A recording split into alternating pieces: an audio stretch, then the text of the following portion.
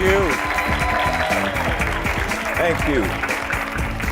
You know, the streets, if you're growing up and living in a big city such as Atlanta, you're at ground zero, dealing with gang violence, drugs, random shootings, homelessness, and murder.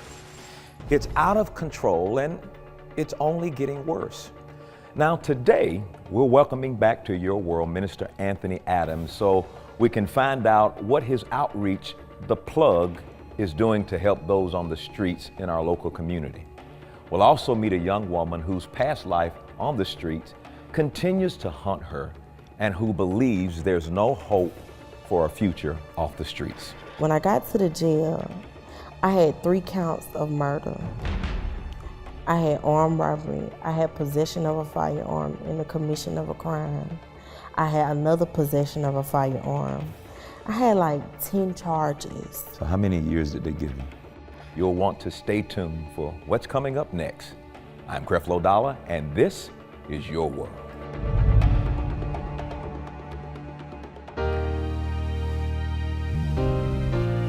Changing one life, time after time. Oh Lord, we do it all for you. Through the trials I see, I'll always believe a new life starts with me. Oh, Change your world today. Change is gonna come your way. Change and get an understanding. His grace will transform you.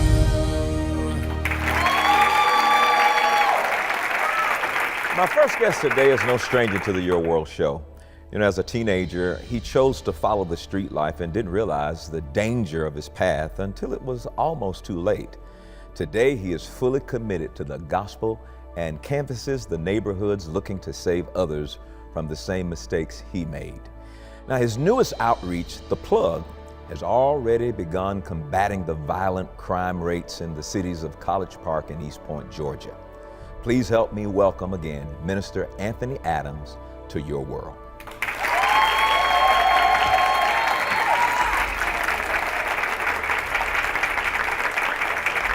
We finally got something, I believe, that will pull organizations together, pull people together. And I've always wondered about this person doing this thing, and in the same city, somebody else is doing something else. Right. Or in the same city, you might have 20 people doing some of the same things.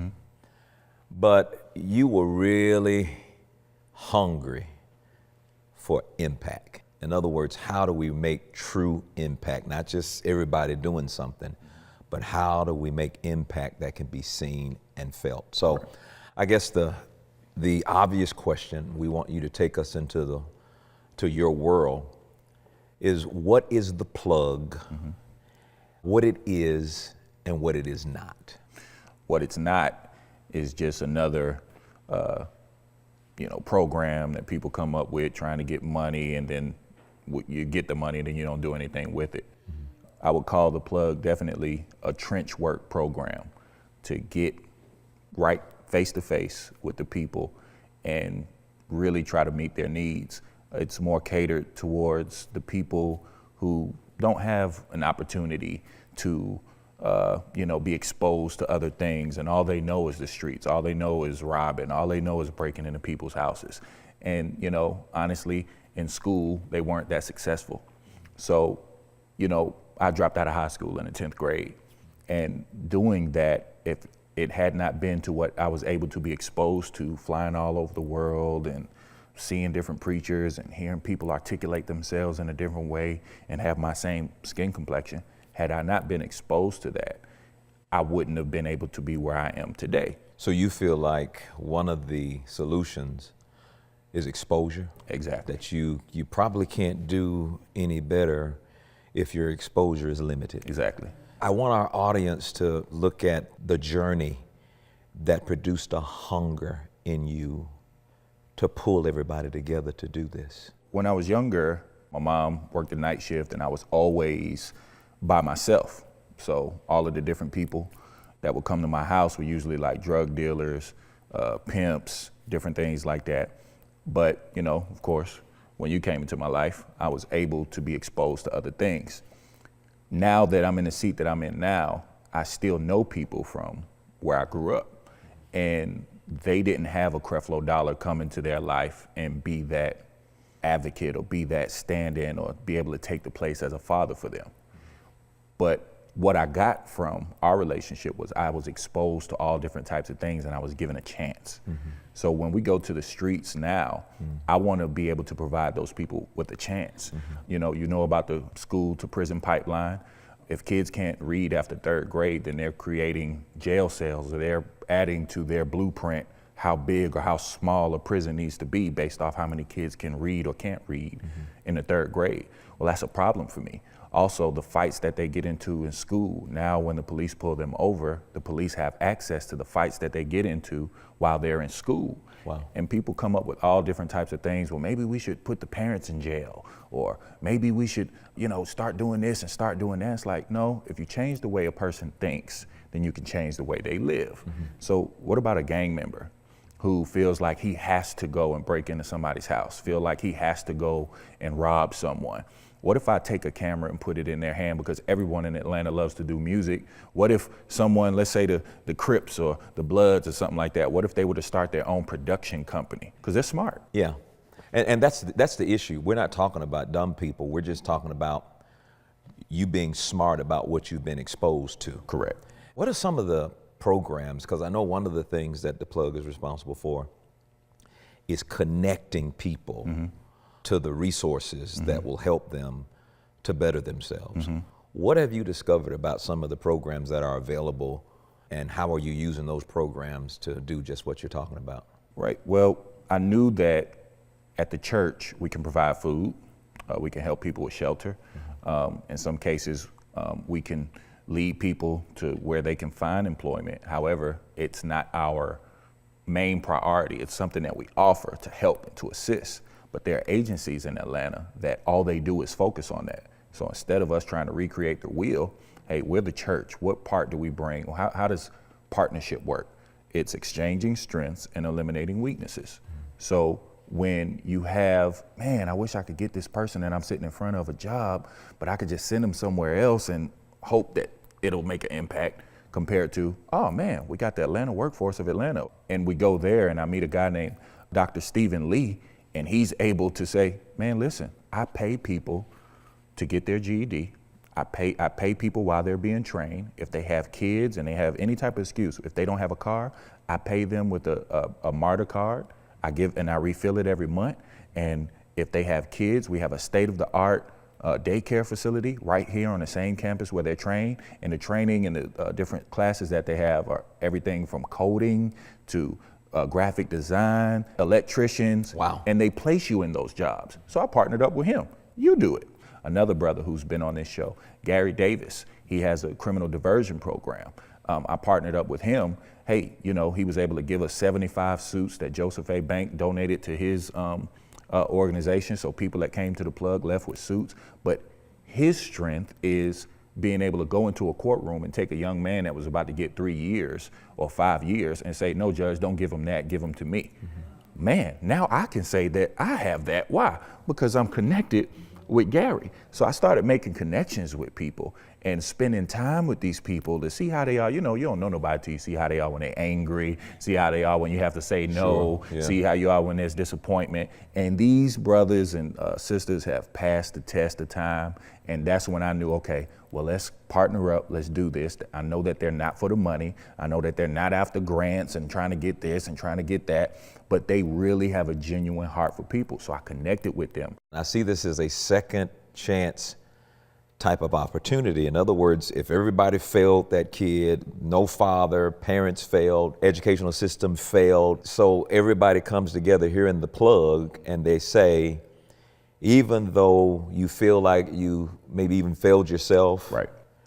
we're gonna say, all right, come out from among all that, here's your second chance. And if Right. you'll do these things, you'll find hope and a future. How can you impact your community? And I think that's what it's about. We're gonna take a break here, but I want you to think about this during the break. If your church were to shut down, if it were to close, would the community miss you? Because if they don't miss you, maybe you are not having any impact. Don't go away. We'll be right back. And coming up next, we're going to meet with a young woman whose past criminal record keeps her from finding a job and has found herself helpless to provide for her son. We'll be right back.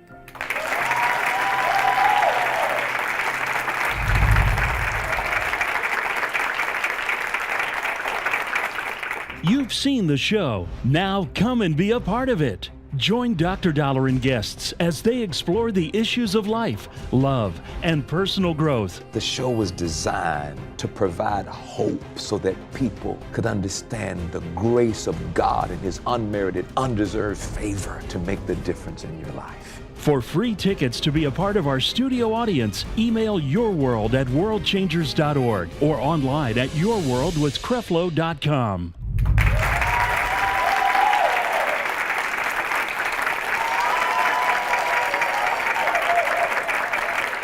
My next guest had her first run-in with the police when she was only 18 years old. Just a few weeks later, she was arrested and charged for a murder that her friends committed. Now, she spent the next 2 years of her life fighting the charges while incarcerated. Though eventually acquitted, she can no longer find a job with a criminal record. She's ready to give up hope and doesn't know how to take care of her son without returning to the street life. Please help me welcome LaFeriana to your world.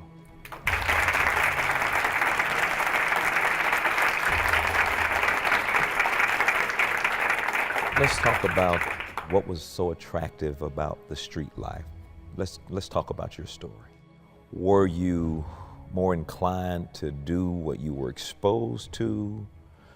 Or, did you get the paper and look for the jobs that were there? I mean, why was it the street and not the other resources to get money? See, my mom's side of the family, they always worked and everybody went to college. And my dad's side of the family, no.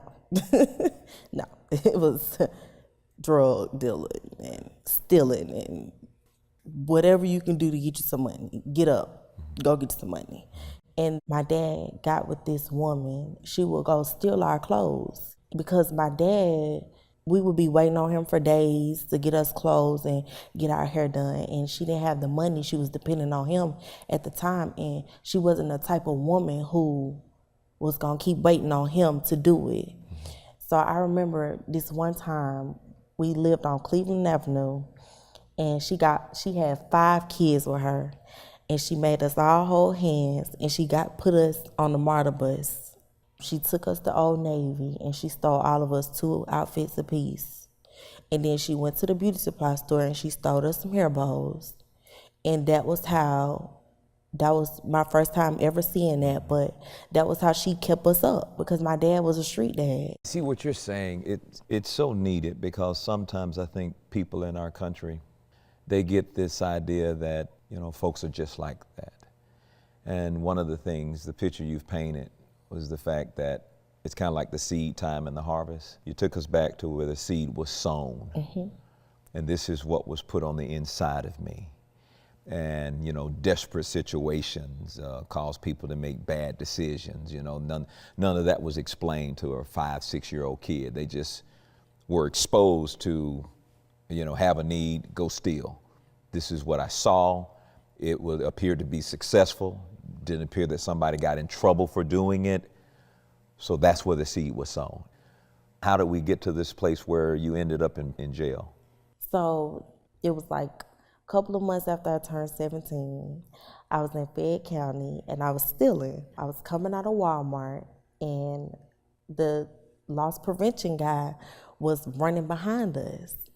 And I was like, I kept telling my friends, I was like, I knew he was a secret shopper. Y'all don't listen.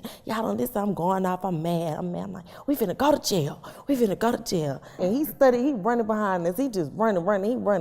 I looked back, I said, just stop, because he ain't gonna give up. Just pull over right there. And she was like, we finna go to jail. I said, what is you crying for? I said, we finna get it over with, because we going to jail. We got all this milk in the car. We got milk from 4 other stores. We going to jail today. So y'all went and stole milk? Baby formula. It's expensive. It's expensive, and we made a lot of money. I used to make like almost $1,000 a day. So you would take the baby formula and I would and sell it I to would get sell money it. to take care of you. Because at the time, it was like drug dealers who invested in their money in wig stores, and they would open up these wig stores, you know, and they would buy it from us off the streets because it's cheaper than buying it from the warehouse. And they would pay us a lot of money. So the streets, in a sense, had its own economic system. There you go. If you have a street mentality, you will always find a way to survive. There you go. You're gonna always find a way, you know. And some people, that's their life. That's what they seen their mom do it. They seen their dad do it. So that's all they know. It's not that they don't want better, but it's I know how to make fast money. Let's go to the incident where you were accused of murder. Let's talk about that. So, of course, as soon as I turned 18, I was ready to get out of my mama's house. So that was like first thing first. Okay, I got to get my own apartment. It's time to go. My mom did not want me to leave. She was like, I don't think that your mind is strong enough for you to be on your own. And I just feel like something's gonna happen to you. She would always say that. And I was like, you the devil. Like, he used to say, you the devil, you so negative. I gotta get from around. Like, I used to always tell her, I don't have time for this. You always talking about something gonna happen to me. And the last time I talked to my mom, we was not on good terms. And she looked me in my face and she said, I put you in the hands of God. I'm done with you. And that was the first time in my life I was scared. That was the first time in my life I was scared because I never had nobody tell me. And she told me, she said, I hope you can deal with whatever God got coming for you. And I called my grandma and I said, you need to pray for her because she is crazy. She needs prayer, huh? Okay. I called my grandma so quick. I was like, this lady done told me she done put me in the hands of God. I don't know what's wrong with her. And my grandma told me, she said, I'm going to pray for you, but I hope you can deal with what God got coming for you. And she hung up her phone. So I was like, okay. So I wasn't worried about them. I was like, they the devil. I thought both of them was the devil. I was like, they just so negative. And I had my own apartment. So, of course, I'm 18. My house is the party house. I always had parties. My two homeboys were living with me. They had their girlfriends over there. At that time, I was never home. I was 18, so I was always at the club. I always wanted to go out. And this particular night, I was home because I was sick. I was asleep by 9 o'clock, and I'm never in the bed that early. It was like 1 o'clock in the morning, and his girlfriend kept coming in there, and she was shaking me. She was shaking me out of my sleep. So I jumped up, and she was like, I hear gunshots. And I said, okay. We live in apartments in Riverdale. Would you want me to jump up and go outside and see who's shooting? So I was like, okay, go lay down. So she came back in there again. She's shaking me again.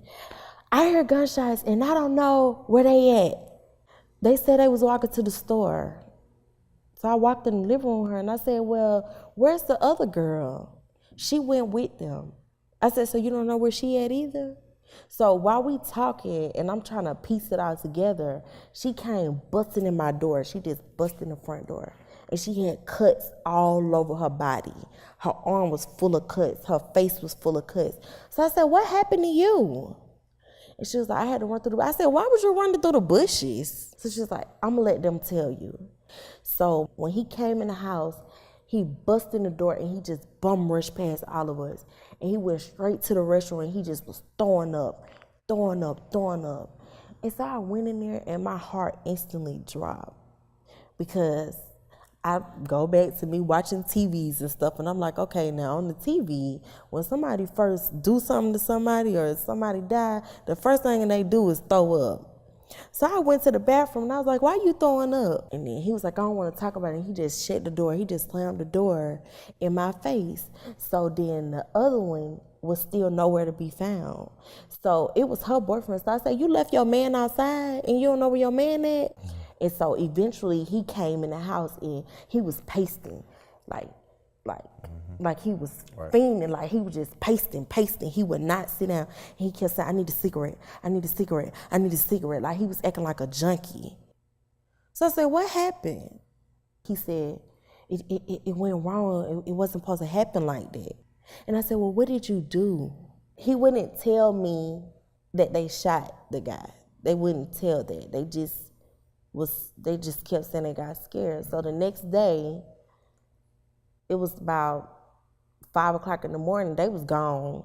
And I woke up about 10 and nobody was in my house. My house was completely empty. I heard the police evacuating my building and I knew that they was about to come to my door. I just didn't know it was that serious, but I knew because I heard them. So I just laid on my bed. When he got across the street to the guy who lived directly across from me, he said, "Clear." And when he said clear, I said 5, 4, 3, 2. As soon as I got the 2, it said boom, and busted the door off the hinges. They threw a smoke bomb. My house was full of smoke, and they had guns at my head. And they was like, "If you move, we will kill you." I said, "I'm not gonna move." I laid there. They said, "Slowly roll over to the floor," and they handcuffed me. When I got to the jail, I had 3 counts of murder. I had armed robbery. I had possession of a firearm in the commission of a crime. I had another possession of a firearm. I had like 10 charges. So how many years did they give you? I ended up doing 29 months. What changed as a result of this? When I had my son, that everything changed. Why? Why then? Because I was living for somebody else. It wasn't about me anymore. I'm sorry, it brings tears in my eyes because I love my son so much. That's what did it. You know what your son was? He was an expression of God's love to you. Mm-hmm. Now, I wanted to get to this point because I want to make sure we got this in. You've struggled with, being able to find the employment and the things you need because every time you do it, you run into this record. Yes. And that has not been effectively dealt with. Yes. And so I'm going to ask Minister Anthony to come in now and talk about, okay, so what can we do?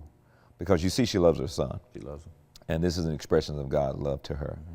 And her story is, to say the least, extremely dramatic. Mm-hmm. What can Plug do now, where she is right now? Unfortunate, with the charges, but at the same time, praise God, we found out the truth of it, but she's still left with this thing on her record, which probably will affect jobs and stuff like that, and she wants to take care of her child. Mm-hmm. What can the Plug do to assist her in this situation? A few things we can do. You have a son. His father isn't in his life. You've got a young king, a young prince that'll eventually be a king.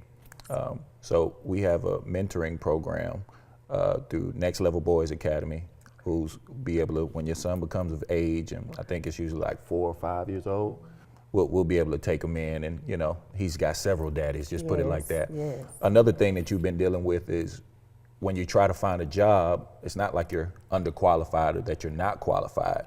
However, when you try to get a job and they pull up that record, all of those things come up as if you were convicted of murdering someone. Mm-hmm. Well, I've got the same lawyers that we use for my case that are gonna come in, and we can't expunge your record. However, we can restrict your record to the point where when you go fill out an application for a job, they can't see what happened. Yes, hallelujah. So that's gonna be a good thing. Hallelujah. Also, I'm gonna get with Dr. Stephen Lee, who's over WorkSource of Atlanta, and we're gonna try and get you plugged in somewhere that is what you wanna do. So he's gonna sit down, he's gonna interview you, he's gonna see, okay, well, what are you interested in? What do you wanna do? And whatever it is, he's gonna train you, he's gonna certify you, and he's gonna get you plugged in. All right?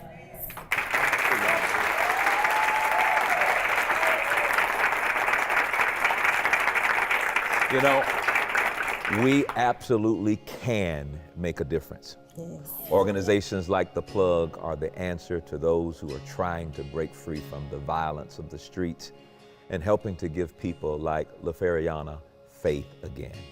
I would also like to thank Minister Anthony Adams for joining us today.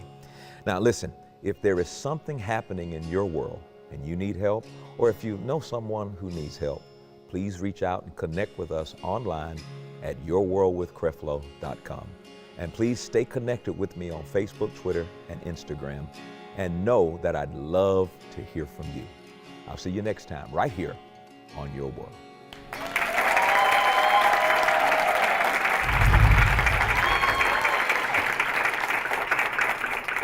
Today, you met Minister Anthony Adams, who is bringing hope and meaning to the lives of so many of the youth in our community. The Plug reaches the unreachable and creates options for our next generation, showing them their worth and purpose.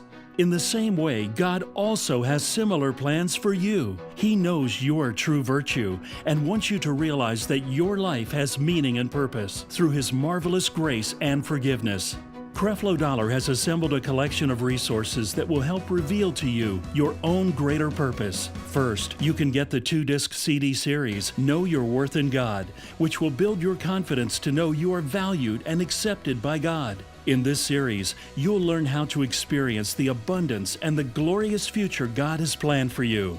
Next, you will receive Keeping God in the Center, another 2-disc CD teaching series assembled to help you understand how to recognize the snares of pride and how to experience the power of God's grace. These teachings will show you how to develop a deeper relationship with Christ and explain how to be finally liberated from your past and make the things of God your #1 priority. Both series are yours if you call today with your tax-deductible gift of only $30 or more. Your gift helps support this ministry, including our community outreaches such as The Plug. But that's not all. If you call now with your gift, Creflo Dollar will also add to this collection the full and unedited DVD of today's interview in its entirety. Listen to the interview closely because it can help you transition and transform your own life. It's time to unleash your full potential and experience the life you are meant to live by pledging your tax-deductible gift today and receive this priceless collection for your own as Creflo Dollar's way of saying thank you. Make the call right now.